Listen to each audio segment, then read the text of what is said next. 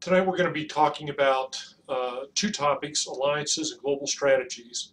The first topic, alliances, is something our textbook really gives a short shrift to, and yet it's something that we're seeing increasingly in the strategy world, so I want to spend a few minutes talking about it.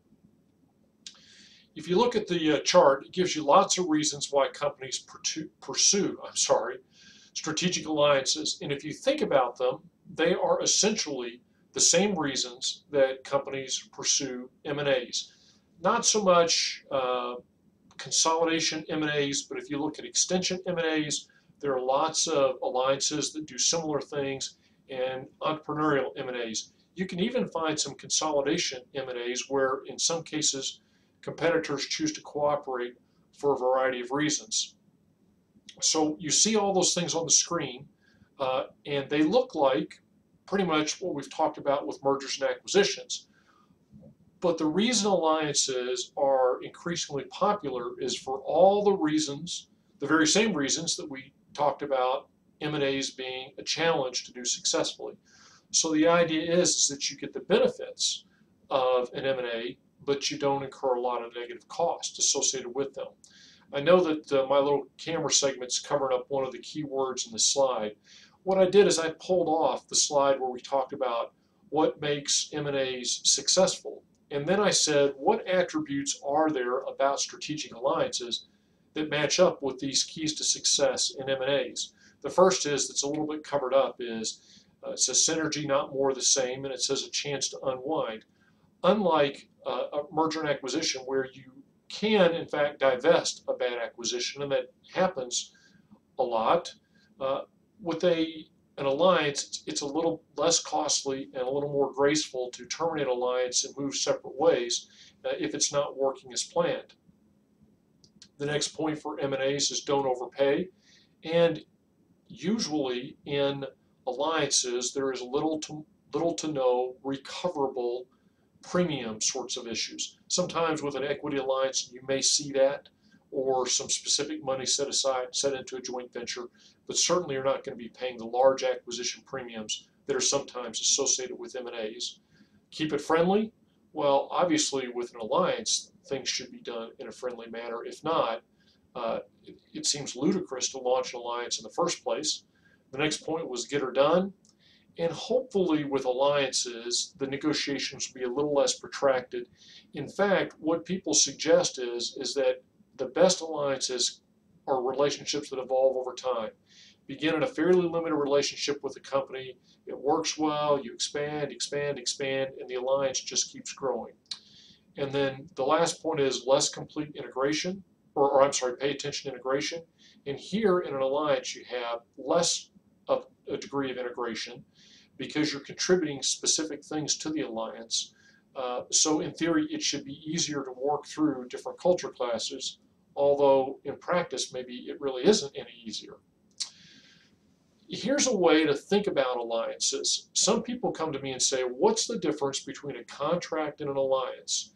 And you can make a pretty persuasive case that there is no difference because a contract is merely a type of alliance.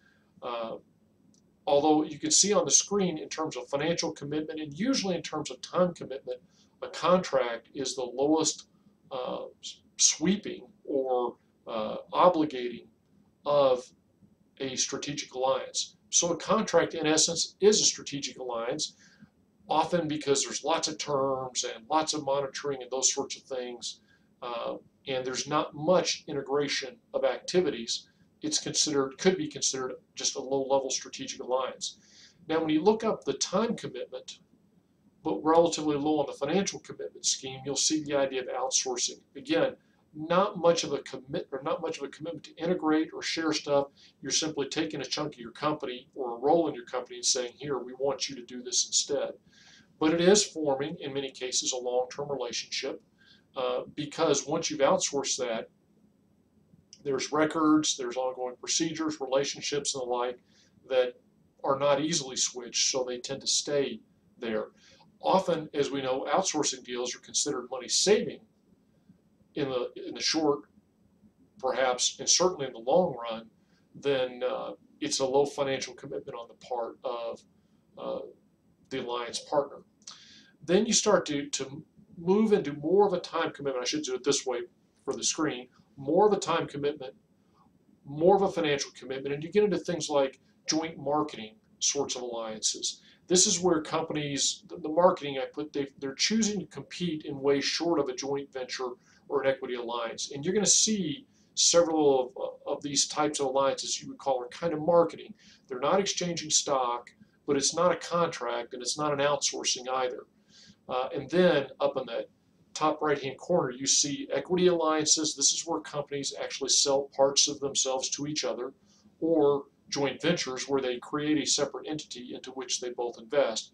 And usually those are significant time commitments and significant financial commitments as well. And this is where I say that although you don't pay an acquisition premium, you may be spending some fairly non-recoverable costs, incurring some non-recoverable costs in the idea of an alliance. So I think these two dimensions are kind of useful to look at the different alliances, because if we treat all alliances like they're the same, then we're probably missing out. So on the previous slide I showed you the different reasons for alliances, and on this slide I'm showing you the different ways to scope the level of commitment to the alliance. Here's yet another way to look at alliances. One would say, with whom is the alliance? Horizontal, this is someone that is operating relatively the same place in the value chain. It could be a competitor, and we'll see some of those on the slide where we talk about actual alliances. It could be someone that's not a direct competitor, but they're a similar kind of business. For example, they're a retailer, although they don't retail the same thing that you do. There are vertical alliances. This is one where you sometimes people say, well, is that a contract or is that an alliance? So that you're really making a long-term commitment to someone that is in your supply chain. So this is someone that's at a different level of the value chain, if you will, in the total product value chain. And so why isn't that just a contract? Well, there may be some exchanging of equity in a deal like that. There also may be some expenses built into that where your switching costs go up, and so they're not just any other supplier, you're really knitted to them. Franchising is a form of a strategic alliance. So when someone launches a Subway's in a town, they are in essence aligning themselves with the franchisor and also the other franchisees, because if something goes bad at one Subway's, it hurts all the other franchisees. So something you may not have thought of is franchising is a type of strategic alliance. The next one's cross-border, simply indicating that sometimes companies use these to work across national lines. And then increasingly you're seeing the idea of multiple partners or network alliances, where it's not just between two firms, there are multiple firms, and I've got one example that we'll talk about in just a minute. Alliances are all over the place because they're not quite as permanent, not quite as sexy as mergers and acquisitions. You don't read about these as much in the Wall Street Journal, even though probably they're more numerous than M&A deals. So some of these you're going to be familiar with, some you maybe aren't familiar with, because they just don't get the same level of press reporting in all cases.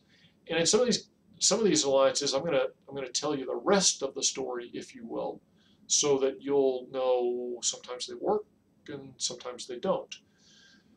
The top example, AT&T and Yahoo combined with DirecTV, and my verbal slip-up was an important one.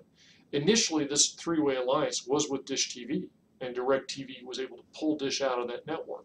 This was AT&T trying to meet the triple play bundle of the cable channels when cable started to offer phone. So AT&T said, we need to have arrangements in place where if somebody comes to AT&T, we can offer them internet services. And really the Yahoo side of it is kind of dead because nobody does dial-up anymore. Although AT&T still, I think, has a relationship with Yahoo, it isn't as much because AT&T now offers the DSL and its own kinds of internet packages. But you still get a deal with DirecTV on the Dish side, so that you can go to AT&T and they can provide all those bundles. The next one is an alliance you've probably not heard of, and they're really sad about that. Uh, ShopRunner is an alliance between lots of retailers, Toys R Us being one of the big names that you would know, where they are trying to compete with Amazon and its Prime program. Like I told you, Amazon Prime is a great example of inducing a switching cost. And so people are likely to buy stuff from Amazon once they've invested in Prime simply because 2-day shipping is free. Obviously, this disadvantages all of Amazon's competitors. So what they did was enter into an alliance, which was later called the ShopRunner Alliance, so that someone could sign up to the ShopRunner Alliance, in essence paying Amazon Prime kind of fee to ShopRunner, and then have all these different merchants that would ship to them with 2-day shipping for free. The fact that you probably haven't heard of them indicates they haven't been very successful yet. The next one is an example of a great example of an alliance that is done to get entry into a new market. You've probably never heard of AgustaWestland. They are an Italian helicopter maker. Lockheed Martin, you may have heard of. That's a major defense contractor. They have a significant facility down in Fort Worth. This alliance came about, believe it or not, to build a helicopter to transport the president. When it comes to U.S. helicopters, the President of the United States has never flown on a helicopter that was not manufactured by Sikorsky. They've had the contract for Marine One from the get-go, or to provide the helicopters for the Marines that they fly the president on. Several years ago, there was a competition. Sikorsky was bidding, and AgustaWestland wanted to enter a helicopter. How much chance do you think AgustaWestland would have to land a contract to fly the President of the United States around? Not good, obviously. So what AgustaWestland did is they partnered with Lockheed Martin, which is a major defense contractor who has no business in helicopters. They don't have any product lines in helicopters, is what I meant to convey there. And AgustaWestland said, let's do this as a joint venture, and when the helicopters are produced, they will actually be called Lockheed Martin US 101s was the name. Guess what? They won the contract. So AgustaWestland was going to get to produce helicopters, sell them to the Marines to transport the President of the United States. When President Obama came in, this program turned into a mess for reasons that aren't really connected with the contractors nearly as much as you might think, and the president canceled that deal. So to date, the president still has just flown on Sikorsky products, but they will rebid this contract in the near future, and I would expect these two companies will partner together. But if AgustaWestland doesn't partner with the U.S. company, it's got no chance. The U.S. company gets a chance to run some systems integration business and to get some visibility in a market where it's never competed before. Then we know the airline alliances. This makes good common sense. For example, American Airlines partners with British Airways. So there's times where you may get on an American Airlines flight, fly to London, and transfer for your flight to Warsaw, and instead of being on an American Airlines flight, you're on a British Airways flight, but you booked as an American flight number all the way across. You booked the flight by calling American. That's fairly common. Here's a new one. The Microsoft Yahoo Strategic Alliance. Remember that from a couple of years ago? This was Microsoft and Yahoo, both of which were weak competitors in the search market, internet search market, trying to band together, pool their R&D, pool their big brains, and come up with a product that was going to be more competitive with Google, and also, importantly, give advertisers one place to coast in to cut their deals, to put their ads up on the search. The last one is one where you're going to go, I have never, ever heard of Tatung. Well, guess what? They make TVs. Bought one? If you have, you haven't thought about it. Because what they did is they allied with General Electric, who once upon a time was a major manufacturer of TVs in the American market, but has been out of that business for years and years and years. And in essence, what Tatung said is, let us market them under your name. And GE agreed. So you see there's all kinds of reasons for this. Oh, incidentally, I skipped over one. I'm sorry, go back up to the middle of the screen. Samsung and Sony. As you would imagine, the production of the glass for the LCD TVs is a big deal in the big screen TVs. Believe it or not, if I ask you who's the senior partner in that alliance, many of you would say Sony, although Sony's kind of been down for so many years, Sony is a lot less thought of. When this alliance was launched, most people would say Sony's the senior partner. It actually was Samsung. They built a facility in Korea, and a few years later, it was so successful, they doubled down and vastly expanded it. And now guess what? Their pricing for their LCD screen construction is not competitive. Sony exited the alliance, and Samsung put the shop up for sale because they want to start using other suppliers that are much cheaper. Here's the risks. And you can read the reasons why alliances fail. They all make kind of sense. But you're going to see statistics like 50 to 70% of all alliances end in failure. But you see that bullet point underneath it. What constitutes failure in an alliance? Does the fact that the alliance dissolved mean it failed? I'm going to suggest to you it didn't, or it doesn't mean that. It may mean simply that both of the partners have met their needs and gone their separate ways. Here's a little bit scarier. What if the partners go their two separate ways, one unhappily, one fairly happily? Which is to say that in the long term, they didn't have similar interests. And one of them had a reason to pursue the alliance that wasn't in their alliance partner's long-term interest. And once they've met that interest, then they wanted to go their separate ways. And this is why a couple of points down, I talk about you've got to know why they want to do this, and you've got to understand it, and you've got to be good with it. Here's an example. Airbus has built a factory in China to produce the A320, which is their equivalent to the 737, an extremely popular selling airplane. Why does Airbus put that facility there? Plain and simple. They think the Chinese airlines will buy more Airbus A320s because they're manufactured in China. Command-directed economy still to a certain extent. They think that's going to increase sales. Why is China agreeing to allow that joint venture to go ahead? What does that specific aerospace company want? They want to figure out how to build airliners because China has said it plainly. They want to launch a competitor to Airbus and Boeing. And you go, does this really make sense for Airbus to cut their own throats and to teach this Chinese company how to be an effective manufacturer of airplanes? A very interesting article I read about this, and it was amazing how transparent Airbus was. They said basically, we're going to share them this much that we think is relatively proven and time-tested and not all that proprietary. The proprietary stuff, we're not going to share with them, to the point where they have parts of the factory where only non-Chinese workers work, and they have information that non-Chinese workers control. So you have to understand what people want out of an alliance. And then you have the part where both parties walk away unhappy. And an example of that was Amazon and Toys R Us. Several years ago, Amazon and Toys R Us had an alliance.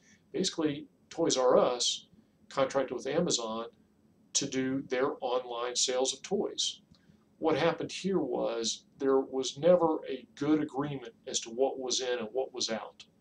And it boiled down to Amazon was convinced it was allowed to do things that Toys R Us said they were absolutely not allowed to do. Namely, Toys R Us thought Amazon had agreed to only sell Toys R Us toys online. And Amazon said, no, we didn't agree to that. So that one ended very unhappily, and you can see why. We'll talk about this on the next slide, why it ended unhappily. Now, think about this question. Is the fact that there is occasionally some significant conflict between alliance partners a good thing or a bad thing? The quick answer is, well, that's a bad thing. Obviously, they're not getting along. I heard one senior executive say once that if he isn't having some of his managers come to him periodically, pounding on the table, complaining about what the other guy is doing, assuming that they're doing the same thing over in the other company, he goes, then I feel like we gave away too much. If there's not some conflict from time to time, then we're probably being taken and just don't realize it. I thought that was a pretty interesting perspective. So how do you handle these risks in alliance? Basically, if you were to change that, risks in alliance, slide title would say risks in marriages, we could call this a sociology class, and it would be one and the same. So you see the points down, and I'll talk about some of the points, but the number one issue I think you have to ask yourself going into an alliance is, why are they agreeing to enter this alliance? What's their motivation? What do they want out of it? And am I good with that? And I've introduced that before with the Airbus thing, but that is fundamental. When someone calls you on the phone and asks for your cooperation or wants you to work with them, you have to ask yourself, why are they asking for this? And am I okay with that? It takes good contracts to get things going. An example of that was Toys R Us and Amazon, who really didn't have a contract where they even agreed on what the contract meant. However, the studies clearly show that the best alliances are one where they're open enough to allow for new opportunities. Likewise, it's about building a relationship, and relationships are built on trust. But trust grows over time, and part of the reason you know that your partner is trustworthy is that you take time to verify it. And so that's some of the issues that need to be stated, that there will be reciprocity, that you will check to make sure that there is reciprocity, and that you have clear performance metrics for how these things are going to work.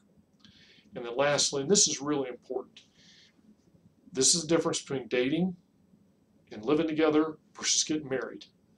When you get married to somebody, you've got to commit. And in the case of alliances, you do that by, for example, if you're going to create an integration function, you put your best people in that function, not your dregs or not your average performers. And then if you have to put in money, typically so much the better for commitment. And that's why equity alliances have a little bit happier outcome typically than do non-equity alliances. You see the points on the screen about these are the types of alliances that work, and I hope that you'll take this mindset out and you'll start to look at alliances with those kinds of eyeballs. So in summary, alliances are hot, they work, but they also have inherent risks. In the next segment, we're going to be talking about global strategies. Talk to you then.